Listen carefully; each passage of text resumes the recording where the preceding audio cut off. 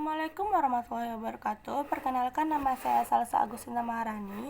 Di sini saya akan menceritakan apa yang saya ketahui tentang sejarah. Sejarah adalah sebuah kejadian sebuah peristiwa yang terjadi di masa lampau dan tidak akan pernah bisa terulang kembali. Kalaupun bisa, kejadian tidak akan persis sama seperti yang telah terjadi. Menurut J. Bang, sejarah merupakan semua kejadian atau peristiwa masa lalu. Menurut Robin Winus, sejarah lebih ke arah kemanusiaan. Menurutnya, sejarah merupakan studi tentang manusia.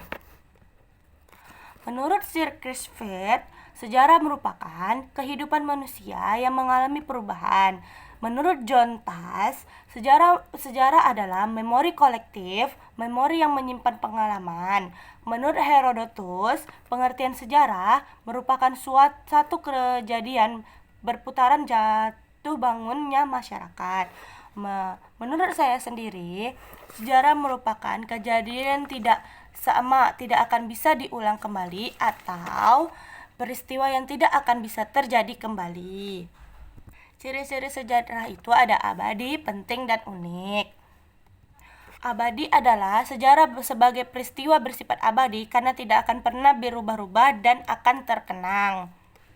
Yang kedua, ciri yang sejarah sebagai peristiwa yang penting, mengingat setiap peristiwa sejarah yang terjadi membawa pengaruh. Terakhir adalah unik. Sejarah hanya kenapa sejarah bisa disebut unik? Karena sejarah hanya bisa dapat terjadi satu kali dan tidak akan pernah terulang-ulang. Sejarah sebagai peristiwa yang telah terjadi sejak masa lampau.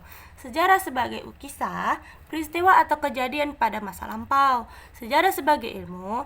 Sejarah dikatakan sebagai ilmu karena memiliki syarat-syarat keilmuan. Syarat-syarat tersebut bersifat empiris, memiliki objek, teori, dan metode.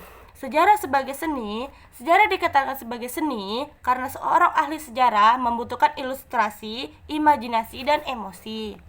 Diakronis, sinkronis, dan kronologi. Diakronis adalah cara berpikir yang mengutamakan kronologis dan suatu kejadian dengan memanjang dan dalam waktu tetapi terbatas pada ruang. Sedangkan sinkronis adalah cara berpikir yang meluas dan dalam ruang tetapi terbatas pada waktu.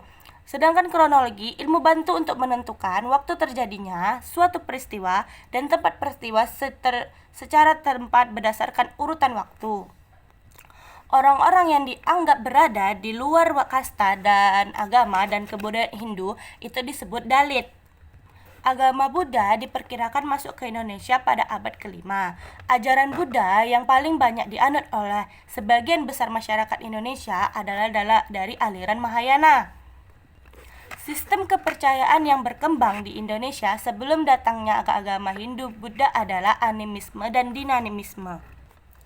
Masuknya pengaruh agama dan kebudayaan Hindu dan Buddha membawa banyak perubahan bagi kehidupan masyarakat Indonesia. Pengaruh yang terbesar terhadap peradaan bangsa adalah masuknya sistem kekerajaan. Sistem stratifikasi sosial ini muncul ketika bangsa Arya yang bermigrasi ke kawasan India berhasil mengambil alih kekuasaan dari penduduk asli bangsa di Drauda. Dalam sistem kasta terdapat 4 tingkat, yaitu Brahmana, Ksatria, Waisya, dan Sudra. Tujuan pembentukan sistem ini dengan bangsa Arya adalah untuk memisahkan bangsa Arya dan Dravida supaya tidak tercampur. Perubahan lain yang menyangkut sistem pemerintahan adalah mulai dari kenalnya sistem kekerajaan yang didasari konsep tentang kepemimpinan yang disebut konsep Dewa Raja. Perbedaan utama antara candi Hindu dan candi Buddha adalah terletak pada fungsinya. Sebutkan kerajaan-kerajaan yang bercorak Hindu-Buddha. Kerajaan Salangkanegara, Kerajaan Tarumanegara, Kerajaan Kutai, Kerajaan Kenda, dan yang terakhir Kerajaan Kalingga.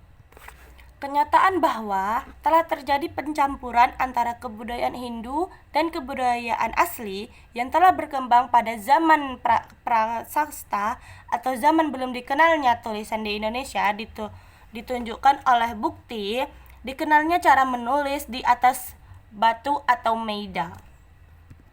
Cukup itu yang saya ketahui. Wassalamualaikum warahmatullahi wabarakatuh. See you guys.